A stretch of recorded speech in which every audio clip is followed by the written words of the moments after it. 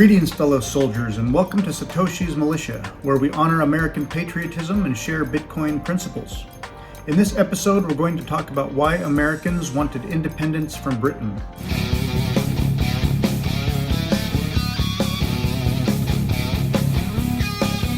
Americans wanted independence for a variety of reasons, many of which stemmed from grievances related to political, economic, and social issues. Here are some of the key factors that led to the Revolutionary War.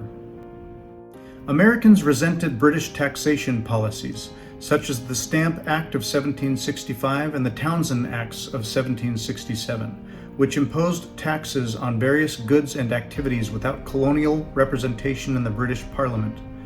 The rallying cry of "no taxation without representation" reflected their frustration with being subject to taxes imposed by a government in which they had no voice. British policies imposed restrictions on colonial trade and commerce, including the Navigation Acts, which required colonial goods to be transported on British ships and sold primarily to British markets. These policies limited economic opportunities for the colonists and stifled their ability to trade freely with other countries. The colonists believed that their natural rights as British subjects were being violated by the British government. This included infringements on freedoms such as the right to trial by jury, protection against arbitrary searches and seizures, and the right to assemble and petition the government. The presence of British troops in the colonies, particularly in Boston following the Boston Massacre in 1770, heightened tensions and raised concerns about military occupation and abuses of power. The Quartering Acts required colonial governments to provide housing and supplies for British troops. This further exacerbated colonial resentment. The colonists grew increasingly disillusioned with British governance and perceived a lack of representation, accountability, and responsiveness from British authorities. They sought greater autonomy and self-governance to address their own needs and interests. Over time, the colonists developed a distinct American identity and sense of nationalism separate from their British heritage. They valued principles such as individual liberty, representative government, and local autonomy, which they believed were best served by independence from British rule. These and other grievances were written in the Declaration of Independence in 1776, resulting in the American Revolution as the colonists sought to break away and establish a new nation, founded on principles of freedom, democracy, and self-determination.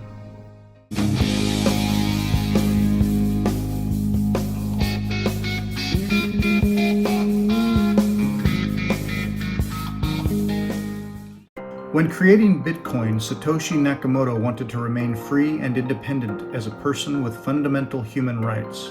He knew that existing power structures of empire would go after him and take away his liberty or worse. Satoshi worked on the Bitcoin project publicly for over 2 years, all while being able to remain completely pseudonymous. What little we know about him comes largely from his email correspondence and code. Satoshi maintained constant vigilance to stay private and presented a strong libertarian mindset. Most obviously, he used a Japanese pseudonym. He also chose to associate with people who respected his privacy. It can be assumed that Satoshi utilized a VPN, virtual private network, and likely Tor as well, the onion router, both of which help prevent outside observers from tracing your IP address and origins of your data. Satoshi wrote that Tor was a good way to obfuscate transactions.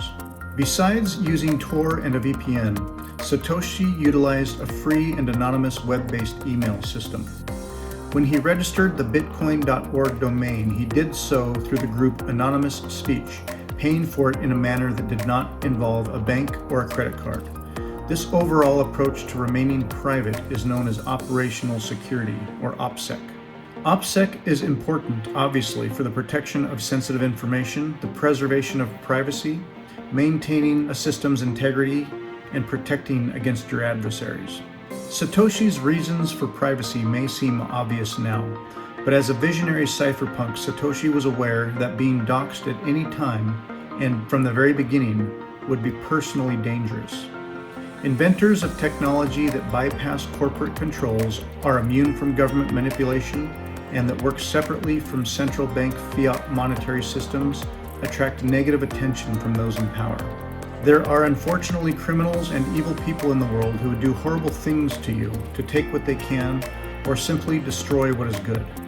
For example, Hal Finney and his family were victims of such extortion, resulting in a terrifying SWAT attack at a time when Hal was needing regular care for his ALS. Because of Satoshi Nakamoto's libertarian mindset and his diligent attention to operational security, he deservingly remains unknown and liberated forever. Aggressive speculation about who he is, attempting to dox him, or claiming to be him is a garbage fiat mindset at best, and it's antithetical to the spirit of Satoshi and to Bitcoin. Thanks for joining us today, and I look forward to seeing you in our next episode.